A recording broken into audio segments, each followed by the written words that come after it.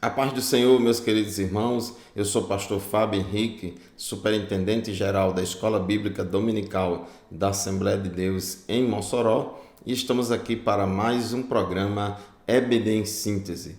Este programa é de responsabilidade do Departamento de Ensino Bíblico da Assembleia de Deus em Mossoró, por meio da Superintendência Geral da Escola Bíblica Dominical. Nós estamos neste trimestre estudando lições temáticas com o tema geral do trimestre, a Igreja de Cristo e o Império do Mal. Como viver neste mundo dominado pelo espírito da Babilônia. E hoje nós vamos estudar a lição de número 6, lição que tem como título a desconstrução da masculinidade bíblica. A verdade prática da nossa lição de hoje se encontra em Gênesis capítulo 2, versículo 15, que diz assim: E tomou o Senhor Deus o homem e o pôs no jardim do Éden, para o lavrar e o guardar.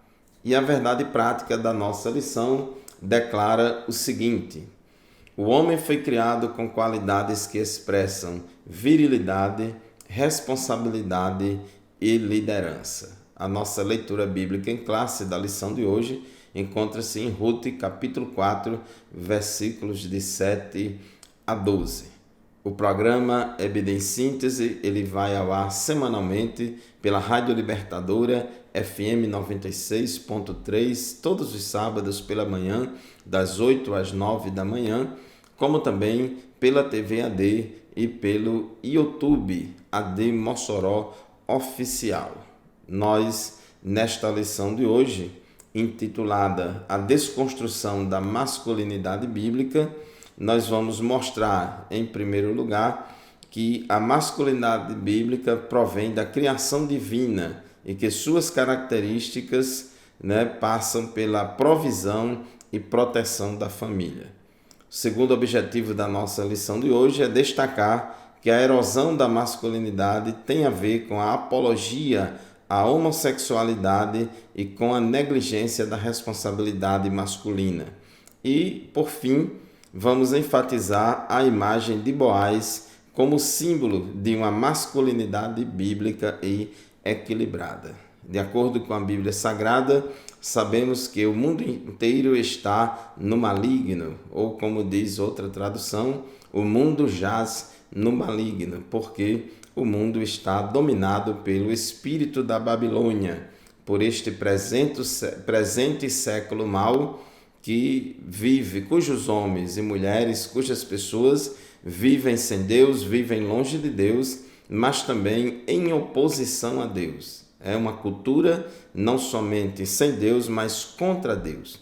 E existe todo um movimento progressista para romper com os padrões bíblicos e desconstruir a masculinidade conforme a encontramos na Bíblia Sagrada, a palavra de Deus. Então esta lição é muito importante para nós, porque ela trata de um tema bastante atual e necessário.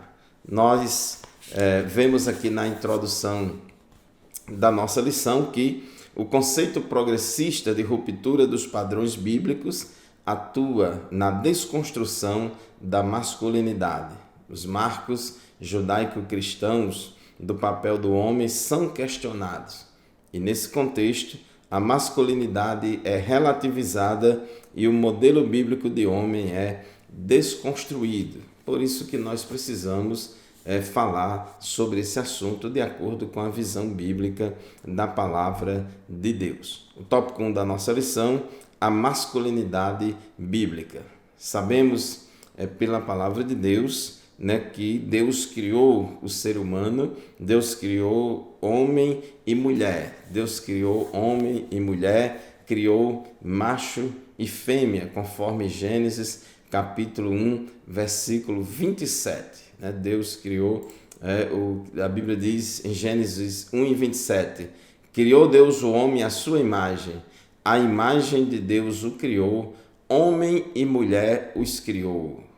Outra tradução diz, macho e fêmea os criou. Então este é o padrão bíblico. Essa diferenciação entre macho e fêmea, entre homem e mulher, definida biologicamente a partir da fecundação, a partir da concepção, já geneticamente já é definido o homem e a mulher. O homem com cromossomos XY, que determina o sexo masculino, e a mulher com cromossomos XX, que determina o sexo feminino, e isso faz com que, tanto no corpo do homem quanto no corpo da mulher, haja várias diferenças morfológicas, diferenças anatômicas, diferenças fisiológicas, características cerebrais também diferentes, visando a complementariedade de ambos. O homem foi feito para a mulher e a mulher foi feita para o homem. O homem é dependente da mulher, a mulher dependente do homem. Nós vemos isso em 1 Coríntios, capítulo 11, versículos 11 e 12. No Senhor, todavia, a mulher não é independente do homem, nem o homem independente da mulher. Pois, assim como a mulher proveio do homem, também o homem nasce da mulher, mas tudo provém de Deus. Então, essa diferenciação entre homem e mulher, em todos os sentidos, do corpo físico, ela é importante porque visa ao complemento mútuo da união conjugal e ao desempenho dos papéis divinamente designados a cada um. A Bíblia Sagrada é clara, por exemplo, no casamento, em Efésios 5:33, diz que cada um de vocês também ame a sua mulher como a si mesmo, e a mulher trate o marido com todo o respeito. Então, na união conjugal, o marido deve amar a sua esposa como ama a si mesmo, e a esposa deve tratar o seu marido com respeito, reconhecendo a liderança dele na família. O tópico 1.2 fala de características da masculinidade. O comentarista ele chama atenção aqui para o texto de Gênesis, capítulo 2, versículo 15, que inclusive é o texto áureo da nossa lição. Diz o texto de Gênesis 2:15 que o Senhor Deus colocou o homem no jardim do Éden para cuidar dele e cultivá-lo. Quando criou, lá no princípio, Deus colocou o homem no jardim do Éden para cuidar dele e cultivá-lo. Cuidar e cultivar. Isso é fundamental. Essa parte de cuidado fala de proteção, cultivar aponta para a questão da provisão.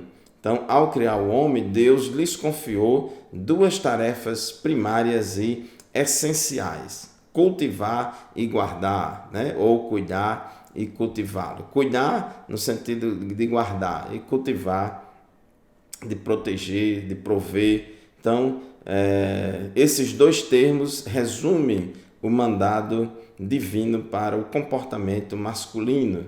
Significa que as funções de provedor e protetor são próprias da natureza do homem.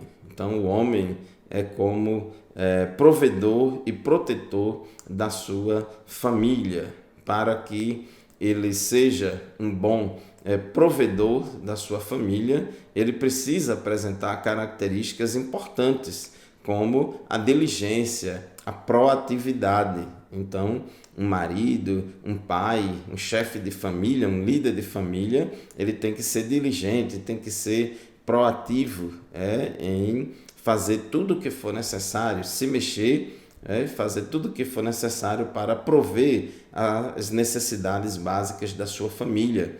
Tem que perseverar no trabalho, não pode ser um homem preguiçoso, um homem que desanima no cumprimento do seu papel de marido e de pai.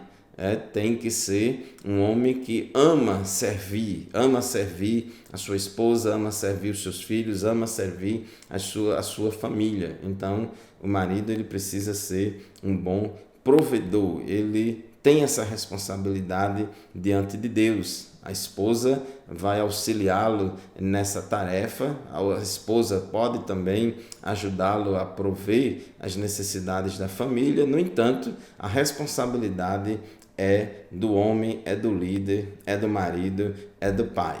E para ser um bom protetor, ele precisa apresentar características, que exigem coragem. Para ser um bom protetor, ele precisa ser uma pessoa corajosa, uma pessoa vigilante, uma pessoa, que apresenta força física, psicológica e espiritual. Então, o homem, ele tem essa constituição física mais forte fisicamente do que a mulher. Ele tem que ter uma estrutura psicológica e espiritual, tem que ser forte emocionalmente, tem que ser forte espiritualmente para proteger a sua família em todas as áreas, na área física, na área emocional, psicológica e espiritual. Então, a masculinidade bíblica enaltece o amor e o cuidado em relação à mulher, e o machismo a inferioriza e a desonra. É muito importante a gente refletir bastante sobre isso, porque o papel do homem na família, a masculinidade bíblica não implica em machismo. Mas nós vamos fazer o primeiro intervalo do nosso programa de hoje. Daqui a pouco a gente volta e dá continuidade ao assunto desta lição. Fique conosco, voltaremos já.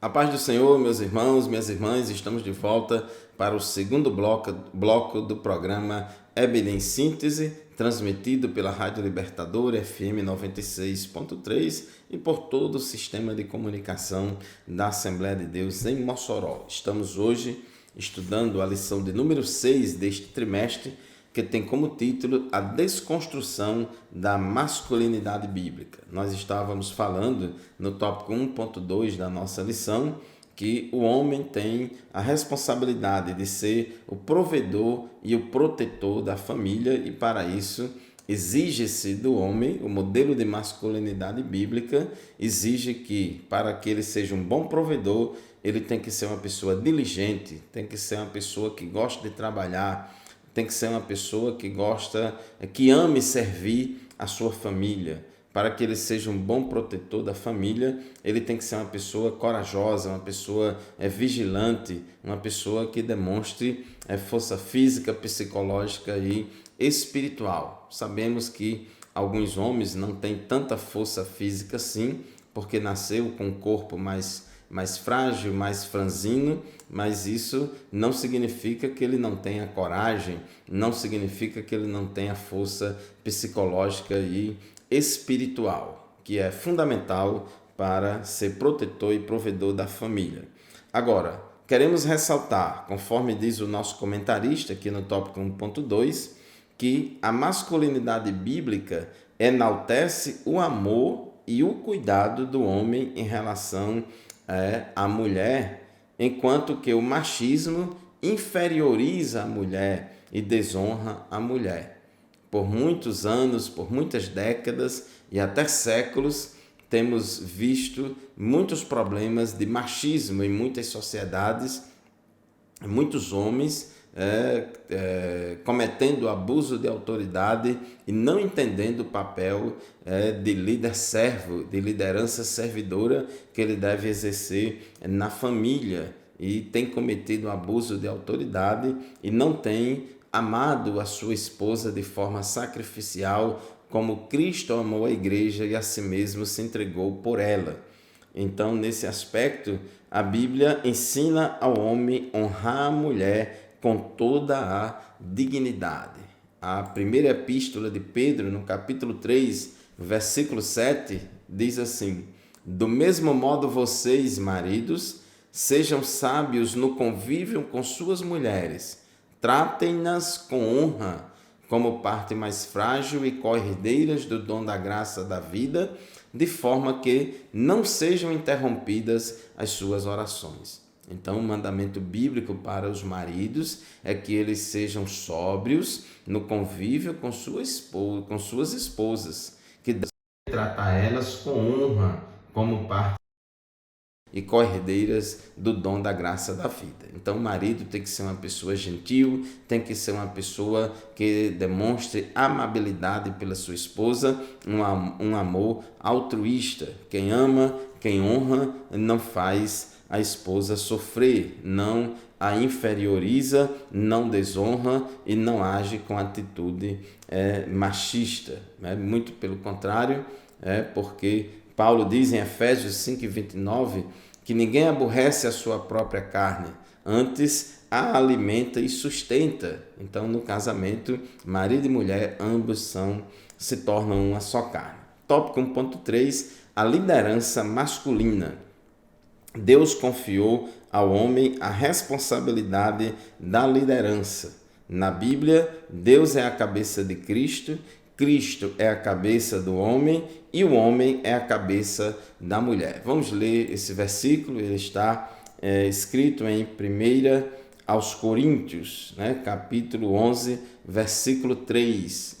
1 aos Coríntios, capítulo 11, versículo 3, diz assim: Quero, porém, que entendam que o cabeça de todo homem é Cristo, e o cabeça da mulher é o homem, e o cabeça de Cristo é Deus. Aí nós podemos observar que há uma cadeia de comando entre Deus, Cristo, o homem e a esposa. Então existe aí toda uma cadeia de comando, de liderança, que é fundamental para a organização da família, para a organização do convívio entre homens e mulheres. Esta hierarquia que existe dentro da família, dentro do casamento, o homem sendo cabeça da mulher, ou o homem sendo o líder da mulher, não significa que o homem é superior à mulher, não significa que a mulher é rebaixada, mas isso aqui é uma hierarquia funcional. Lembre-se que Jesus também se submeteu à autoridade e à liderança do Pai. E mesmo Jesus sendo Deus e tendo todos os poderes e atributos do Pai, mas Jesus se fez carne e habitou entre nós, se fez homem e habitou entre nós e se submeteu à liderança do Pai. Então, Paulo diz que, assim como Cristo se submeteu à liderança do Pai, a mulher também deve se submeter à liderança do marido e o marido se submeter à liderança de Cristo. Então, o homem deve liderar a sua casa do mesmo modo como Cristo lidera a sua igreja, do mesmo modo como Cristo lidera a sua igreja. Efésios 5:25 diz: Maridos, amem suas mulheres, assim como Cristo amou a igreja e entregou-se a si mesmo por ela. Então, ao invés do homem expressar machismo, ao invés da masculinidade bíblica expressar machismo, pelo contrário, a masculinidade bíblica vai revelar amor para com a mulher, vai expressar amor para com sua esposa, vai honrá-la, tendo Cristo como padrão. Assim como Jesus amou a igreja e a si mesmo se entregou por ela, o marido também vai amar sua esposa de forma, esse amor ágape, esse amor altruísta que se doa, que se entrega em favor da sua esposa. No exercício da liderança, o homem deve evidenciar virtudes tais como fortaleza, sabedoria, coragem, amor e respeito. É uma liderança servidora, não é líder autoritário, não é líder déspota, mas é um líder servo, tendo Cristo como exemplo, que veio não para ser servido, mas para servir e dar a sua vida em resgate de muitos. Então, o homem, como marido, como pai, deve exercer a liderança servidora dentro da sua família. E para o homem liderar bem, ele deve ter a capacidade de argumentar, de organizar, de planejar, de avaliar e de fazer escolhas certas o tempo todo. Ele tem que ter sabedoria. Então, é fundamental que o homem apresente essas qualidades para poder liderar bem a sua família. O homem tem que ser uma pessoa sóbria, uma pessoa equilibrada, uma pessoa que saiba a direção certa, uma pessoa que saiba o sentido correto, o caminho correto em que a família deve andar e apontar para a família. A esposa e os filhos olha para o marido, olha para o pai, olha para a liderança do homem na família e espera dele uma atitude sóbria, uma atitude sábia, de comando, de quem sabe qual o caminho que deve andar. Então é fundamental que os homens governem bem a sua própria casa.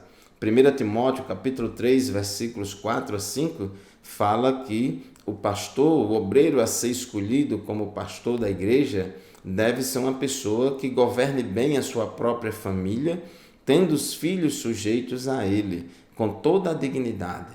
Pois se alguém não sabe governar a sua própria família, como poderá cuidar da igreja de Deus?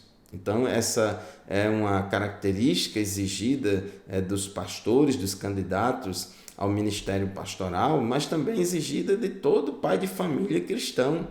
Todo pai de família cristão, todo chefe de família, todo homem, segundo os padrões bíblicos, deve governar e liderar bem a sua família, a sua casa, ter autoridade dentro do lar, ser respeitado pela esposa, pelos filhos, tem que saber governar bem a sua própria casa. O tópico 2 da nossa lição fala da erosão da masculinidade. Em tempos pós-modernos, a ideologia de gênero faz contínuas investidas de legitimação da homossexualidade. Esse conceito ignora as características físicas e biológicas, alegando que o ser humano nasce sexualmente neutro. E esta ideologia de gênero é uma concepção que invalida a criação divina da raça humana como ser binário, masculino e feminino. Deus criou macho e fêmea. Deus criou pessoas do sexo masculino e do sexo feminino. A pessoa do sexo masculino tem que exercer papel de homem, tem que ter identidade de gênero masculino, expressão de gênero masculino e orientação sexual heterossexual.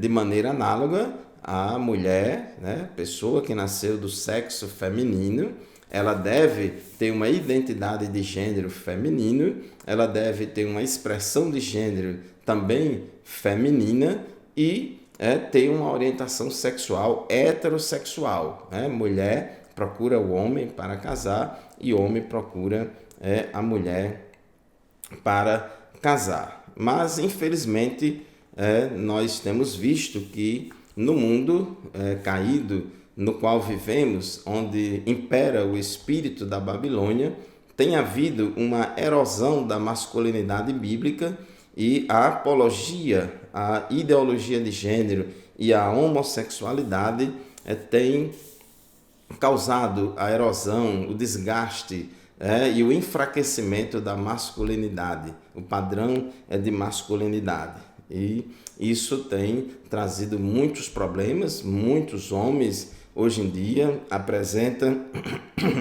muitas características, comportamentos e padrões que fogem o padrão bíblico de masculinidade. Como consequência, a sexualidade antinatural é incentivada. Disso decorre uma crise de comportamento no tempo presente. Inclusive, se estimula muito o uso de roupas unissex, se estimula muito a não diferenciação entre roupa de homem e roupa de mulher, não se estimula comportamentos diferenciados. Então nós vemos, infelizmente, devido a tanta inversão de valores, que muitos homens querem se comportar como mulher e muitas mulheres querendo se comportar como homens, fugindo totalmente o padrão da palavra de Deus.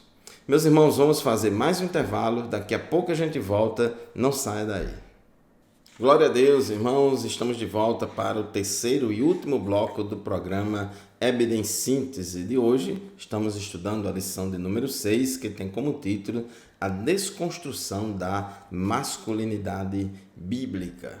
Nós estávamos falando no final do bloco anterior, aqui no tópico 2.1 da nossa lição. Vivemos em um mundo em que a ideologia de gênero prega que ninguém nasce homem ou mulher, se torna homem ou se torna mulher ou se torna uma outra coisa qualquer. A ideologia de gênero prega a existência de dezenas e dezenas de gêneros, Há uma apologia, uma defesa e um incentivo muito grande à homossexualidade, e nós temos visto através de tantos meios de comunicação, através das artes, do cinema, através do teatro, através de vários setores da sociedade, da imprensa, da televisão, das novelas, e o comportamento social das pessoas, os formadores de opinião da sociedade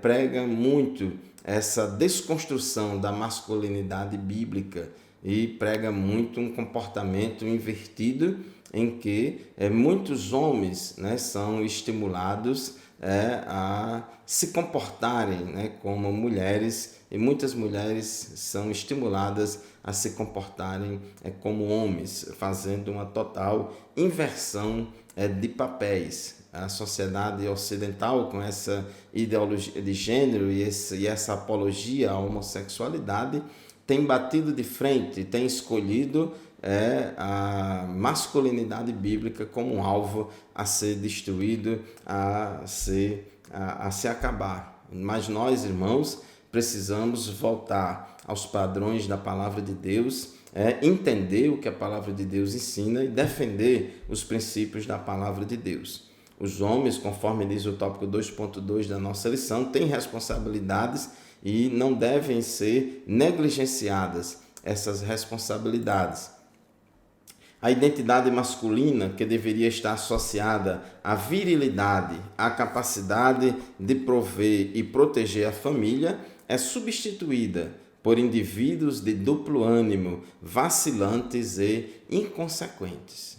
Inclusive, quando fala aqui a masculinidade bíblica, que deve estar associada à virilidade, isso aqui diz respeito não somente à questão, porque essa palavra virilidade, viril, tem uma conotação de aptidão para o ato sexual, mas também significa força, significa força, estrutura, capaz de proteger, de cuidar e de prover, de decisão, de tomar decisões, de agir de forma racional, de resolver os problemas. Então, é importante, a Bíblia diz, portai-vos varonilmente. 1 aos Coríntios, capítulo 16, versículo 13, Paulo disse aos Coríntios: estejam vigilantes, mantenham-se firmes na fé, sejam homens de coragem, sejam fortes.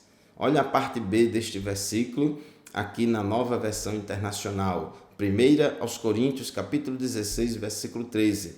Sejam homens de coragem, sejam fortes. Então, nós, infelizmente, estamos vendo cada vez mais adolescentes, rapazes, jovens, homens que estão cada vez mais frágeis, cada vez mais fracos, cada vez mais sem coragem, frouxos, e fugindo das responsabilidades de homem, de marido, de esposo. Uma parcela deles é incapaz de sustentar a sua própria casa, não pelo desemprego, mas pela aversão ao trabalho. Muitos são preguiçosos, não querem trabalhar, e há muita insegurança, muito medo, muito vacilo e muita frouxidão na vida de muitos homens hoje em dia, e isso tem trazido sérias consequências para a família e a sociedade. Vivemos, conforme diz o tópico 2.3 da nossa lição, uma verdadeira crise de liderança. A crise de masculinidade tem gerado homens incapazes de exercer liderança. Uma sociedade sem líderes eficazes transforma-se em anarquia. É fundamental, né, que os homens cumpram o seu papel de líder, né, que se portem varonilmente, que sejam, conforme a Bíblia diz, que sejam homens de coragem e sejam fortes. Na época do profeta Ezequiel, estava havendo muitos problemas, né, de pecados dos mais diversos. A sociedade de Israel estava desmoronando e Deus revelou ao profeta Ezequiel que uma das causas do juízo iminente era a crise de liderança e que procurava alguém para reverter a situação. Ezequiel, capítulo 22, versículo 30, Deus disse: procurei entre eles um homem que erguesse o muro e se pusesse na brecha diante de mim e em favor da terra, para que eu não a destruísse, mas não encontrei nenhum só. Não tinha ninguém que se colocasse na brecha. Então, é fundamental para uma nação, para uma sociedade, que ela tenha seus homens que sejam pessoas de coragem, pessoas fortes, pessoas que liderem bem, que saibam cuidar e proteger. Salomão, quando assumiu o trono, o rei Davi, seu pai, deu instruções para ele. Em 1 Reis, capítulo 2, versículo 2, diz: estou para seguir o caminho de toda a terra, por isso seja forte e seja homem. Foi a palavra que Davi disse a Salomão: seja forte e seja homem, lidere bem esta nação, não seja um líder vacilante, não seja um rei vacilante, seja forte, seja homem. Nós sabemos que todos nós temos as nossas fraquezas, todos nós temos os nossos temores, todos nós temos as nossas dificuldades, mas infelizmente nunca vimos uma geração de homens tão frouxos, tão indecisos, com tanto medo de tomar decisões, com tanto medo de assumir responsabilidades. Muita gente fugindo de responsabilidades, deixando de proteger, deixando de cuidar, e muitos homens têm se portado de forma covarde, não protegendo a sua esposa, não protegendo a sua família e não cumprindo as suas responsabilidades de cuidar e de proteger a sua família. Inclusive, lá no livro de Juízes, no capítulo 4, versículos de 8 a 9, fala da história de Baraque e Débora. E nós vemos que Baraque foi um juiz vacilante, foi um líder que vacilava demais, muito inseguro. Deus revelou através da profetisa Débora que ele deveria ir para a guerra, lutar, e que Deus ia dar vitória, mas ele ficou com medo, ficou vacilante.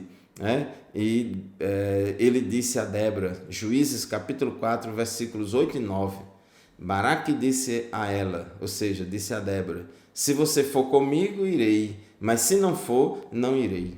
Então Deus já tinha revelado através da profetisa Débora que Baraque deveria liderar os soldados e ir à guerra, e que Deus ia dar vitória. Mas ele era inseguro, faltou coragem, faltou força, e a coragem dele só vinha se esta mulher, a profetisa Débora, fosse com ele.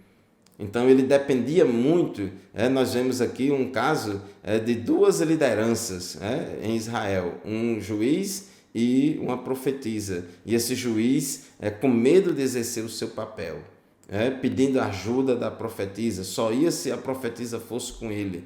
E respondeu Débora: está bem, irei com você, mas saiba que, por causa do seu modo de agir, a honra não será sua, porque o Senhor entregará Císera nas mãos de uma mulher.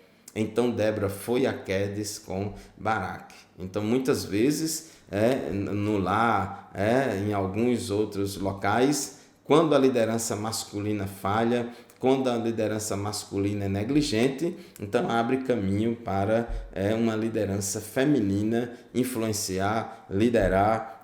Nesse caso aqui de Débora foi uma bênção, mas às vezes acontece devido à ausência do homem, devido à ausência do pai, devido à ausência do homem cumprir o seu dever de líder, de protetor e de provedor da família.